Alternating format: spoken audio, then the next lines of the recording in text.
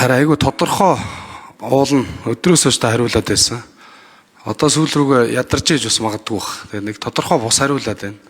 Эрчим хүчний салбар бол энэ уул уурхайн салбартай адилхан. Тухайн үед мэдээлэлд ойрхон байсан хүмүүс энэ уул уурхайн салбарын бүх лицензийг аваад дараад ингээд ард иргэдэд мөлдсөн. Энэ бол үнэн.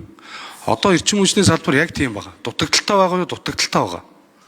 А бид нар хийж хэрэгжүүл болохгүй болно. Тэрийг бүр өрх бүрээ эрчим хүч үйлдвэрлэгч болох боломж байгаа шүү. Та тэгэхээр энийг аягүй сайн судлаарай.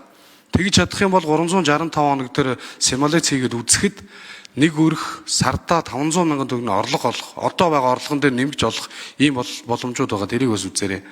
Аж үйлдвэрийн салбараа та өдөржингөө л аж үйлдвэрийн салбар ярьсан да. Аж үйлдвэрийн паркн дээр өнөөдөр болохгүй байгаа хууль эрх зүйн шинжилгээд хийгдэх ажлууд байгаа. Тэр лөө яг гүн ороорой. Хөрөнгө оруулалт бол орж ирээгээд хүлээгээд байж байгаа юм билээ шүү. Мөнгөгүй биш, мөнгө олж болж байгаа. За дараа нь та төрийн За үг хэллээ.